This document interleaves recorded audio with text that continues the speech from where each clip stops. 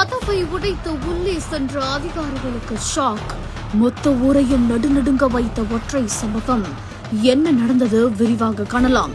தஞ்சாவூர் மாவட்டம் பாபநாசம் தாலுகா ஐயம்பேட்டை பகுதியை சேர்ந்த சாதிக் அப்படின்றவங்க திருமணமாகி 2 மகள்களும் ஒரு மகன் இருக்கிறதா சொல்லப்படுது. இந்த நிலையில தான் இவங்களோட மனைவி சுமார் 8 ஆண்டுகளா மனவருத்தம் காரணமா கணவனை பிரிந்து தனியா வசிச்சுட்டு வராங்களாமா. ஹோட்டல்ல பரோட்டா மாஸ்டரா வேலை பார்த்துட்டு வந்த ஜாஃபர் சாதிக் குடும்பத்தோட தொடர்பு இல்லாம 8 ஆண்டுகளா தனியா வசிச்சுட்டு வந்திருக்காரு. இந்த நிலையில தான் அவரோட வீட்டுல இருந்து இன்னைக்கு துர்நாற்றம் வீசவே சந்தேகமடைந்த அக்கம் பக்கத்தினர்கள் காவல்துறையினருக்கு தகவல் அளித்து சம்பவத்துக்கு வந்த அவங்க பொதுமக்கள் உதவியோட முன்பக்க கதவை உடைத்து உள்ள போய் பார்க்கும்பொழுதுதான் தெரியுது ஜாஃபர் இறந்து போய் பல நாட்கள் ஆகுது அப்படின்றதும் யாருமே அத பார்க்கல அப்படின்றதும் தெரிய வந்திருக்குது. உடனடியா ஜாஃபர் சாதிக்கோட உடலை கைப்பற்றிய ஐயம்பேட்டை போலீசார் பிரேத பரிசோதனைக்காக ஐயம்பேட்டை அரசு மருத்துவமனைக்கு அனுப்பி வச்சிருக்காங்க.